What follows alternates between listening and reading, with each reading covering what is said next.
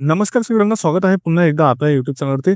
आजचा व्हिडिओ अत्यंत महत्त्वाचा असणार आहे, कारण की आजच्या व्हिडिओमध्ये मी तुम्हाला आरोग्य विभाग नाशिक मंडळ भरती 2026 मध्ये जे प्रकल्प समन्वयक म्हणजेच काय, तर प्रोजेक्ट कोऑर्डिनेटर हे पद निघालेलं आहे. त्या संदर्भात संपूर्ण डिटेल माहिती मी तुम्हाला सांगणार आहे. त्यामुळे व्हिडिओमध्ये शेवटपर्यंत बनवून राहा, टिकून राहा, जेणेकरून तुम्हाला पूर्ण माहिती ही समजू शकेल. तर या ठिकाणी आरोग्य विभाग नाशिक मंडळमध्ये 2026 मध्ये प्रकल्प समन्वयक हे पद भरती सुरू आहे. एकूण एक पद या ठिकाणी आहे, ज्यामध्ये नोकरीचे ठिकाण हे तुमचं नाशिक राहील. अर्ज करण्याची पद्धती ऑफलाईन राहील. एक गोष्ट लक्षात ठेवा, कुठल्याही पद्धतीनं ऑनलाईन तुमचे अर्ज स्वीकारले जाणार नाही. ना कपालाद्वारे तुमचे अर्ज हे स्वीकारले जातील. त्यामुळे ही गोष्ट नेहमी लक्षात ठेवा, की ह्या पदासाठी लक्षात ठेवा, की जो तुमचं पद भरती आहे ही अर्ज करण्याची पद्धत त्याची ऑफलाईन आहे. अर्ज करण्याची शेवटची तारीख 30 जानेवारी 2026 राहील.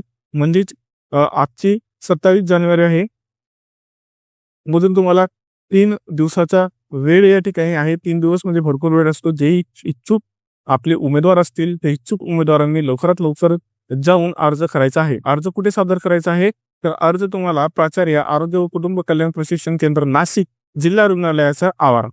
तर या ठिकाणी तुम्हाला इन डिटेल जर सांगायला गेलो, तर आपलं टेलिग्रामचं चॅनल आहे. त्या टेलिग्रामच्या चॅनलवरती मी तुम्हाला हा जो अर्ज आहे, तो अर्जचा फॉर्मची PDF किंवा फॉर्मॅटची मी तुम्हाला PDF त्या ठिकाणी टेलिग्रामवरती टाकलेली आहे. तर लवकरात लवकर जाऊन तुम्हाला काय करायचं आहे, टेलिग्राम चॅनल जॉईन करून घ्यायचं आहे, जेणेकरून तुम्हाला तो अर्ज लवकरात लवकर प्राप्त होऊ शकेल.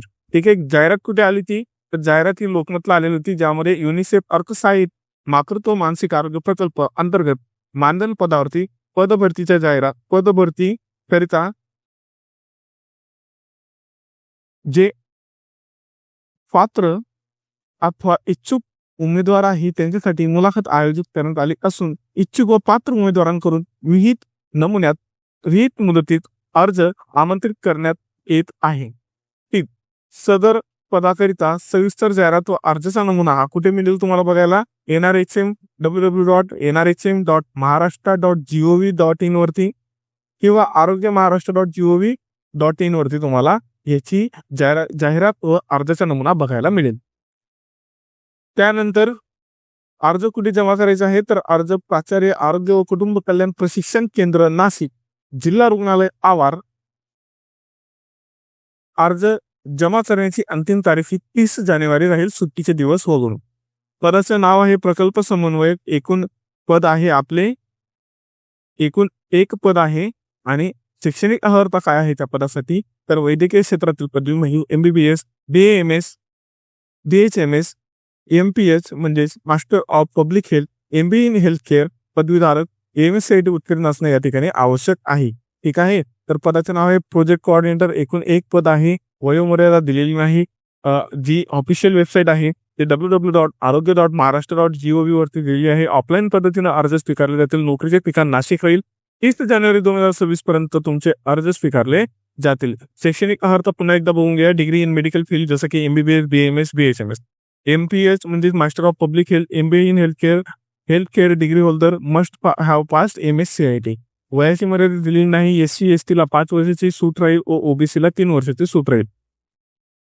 सिलेक्शन प्रोसेस इंटरव्ह्यू बेसिसवरती राहील. तुमचा इंटरव्ह्यू या ठिकाणी घेतला जाईल आणि इंटरव्ह्यू घेतल्यानंतर तुमचे हे सिलेक्शन फायनल केले जाईल.